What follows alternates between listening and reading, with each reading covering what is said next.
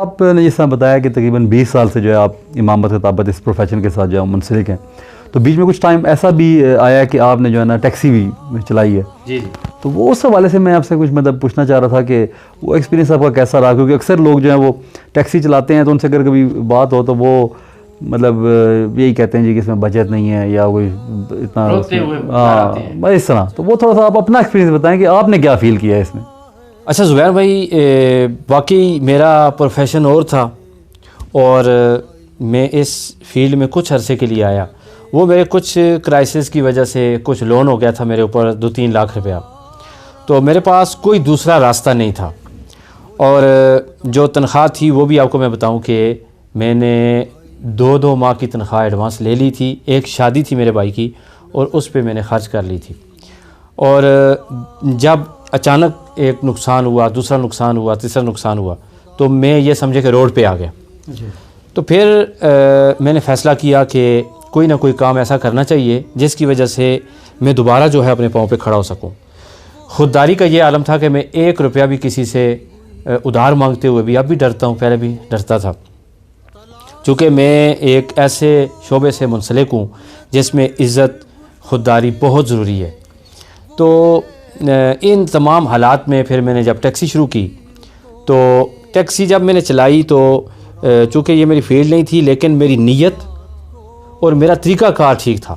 نیت یہ تھی کہ میں سواریوں کو سہولت دوں گا اور ان سے زیادہ کرایہ نہیں مانگوں گا. جتنا کرایہ بھی ہوا اللہ تعالیٰ اس میں برکت دے گا.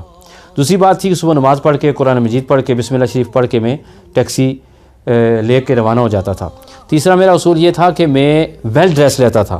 میں نے ہمیشہ ٹیکسی چلانے سے پہلے غسل، اپنا یونیفارم یا آپ کہہ لیں کہ کپڑے صاف ستھرے، ویسٹ کوٹ، خوشبو، پرفیوم، ایوری تھنگ گڈ ہوتی تھی. اور میری ڈیلنگ میں السلام علیکم، سواری کو سب سے پہلے میں کہتا السلام علیکم ورحمۃ اللہ وبرکاتہ، مسکرا کے ملنا. تو سواری نے کہنا جی میرے پاس اتنے پیسے ہیں، تو میں ان کے ساتھ چلا جاتا تھا. درمیان میں مجھے ایک بات یاد آ گئی ہے کہ جب میں کامیابی کے سفر پہ روانہ ہوا اسلام آباد میں، جب میرے پیریڈز آف ہوتے تھے پڑھانے کے بعد 12 بجے، میں وہاں سے ٹیکسی لے کے شام مغرب تک میں ٹیکسی چلاتا تھا. ابن سینا اسٹیشن پہ ہم کھڑے ہوتے تھے، وہاں پہ ایئر یونیورسٹی، بیریا یونیورسٹی، NDU اور F11 G11 کمپلیکس اور بریو ایریا ہمارا ٹارگیٹڈ ایریا تھا. اور ہم 100، 150، 200 روپیہ لیتے تھے اور لائن میں کھڑے ہو جاتے تھے. تو وہاں پر ہم 100 روپیہ 200 روپیہ میں سواری چھوڑی اور واپس آ کے، سواری چھوڑی اور واپس آ کے. تو میٹرو اسٹیشن سے جو راولپنڈی سے لوگ آتے تھے یونیورسٹی وغیرہ ان علاقوں میں، وہ ہماری ٹیکسی یوز کیا کرتے تھے. اسی اسٹیشن پہ ہم کھڑے ہوتے تھے. اچھا، جب میں کامیابی کا تناسب جب میرا بڑھنے لگا نا، تو وہاں پہ ایک دلچسپ صورتحال پیدا ہو گئی. وہ یہ کہ کچھ لوگوں نے، کچھ مقتدیوں نے، کچھ دوستوں نے باتیں کرنا شروع کر دیں کہ شاہ صاحب ہون ٹیکسی پہ چلانے.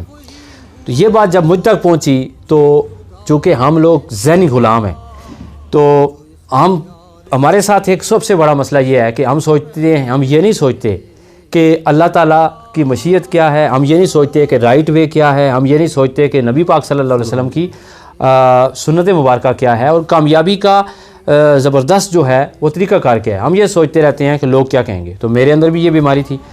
تو جب لوگوں نے کہنا شروع کر دیا کہ شاہ صاحب ٹیکسی پہ چلانا، تو میں مسجد میں، بارش تھی اس دن، مغرب کی نماز کے بعد میں ٹہل رہا تھا. اسی پریشانی میں نے کہا یار ابھی تھوڑے سے میرے حالات بہتری کی طرف جا رہے ہیں، قرضہ اترنے کی امید پیدا ہو گئی ہے، اللہ پاک نے اس فیلڈ میں کامیابی بھی دینا شروع کر دی ہے اور ساتھ میرا اپنا جو پیشہ ہے یہ بھی جاری ہے.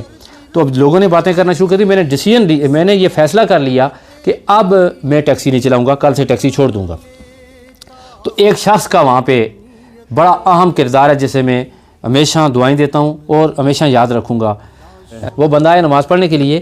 تو جب وہ نماز پڑھ کے فارغ ہوئے تو مجھے پوچھا شاہ صاحب آپ پریشان کیوں ہیں؟ تو میں نے فی البدی نا یہ والی ان سے بات بیان کر دی. تو وہ ہماری مسجد کمیٹی کی انتظامیہ میں بھی ہیں.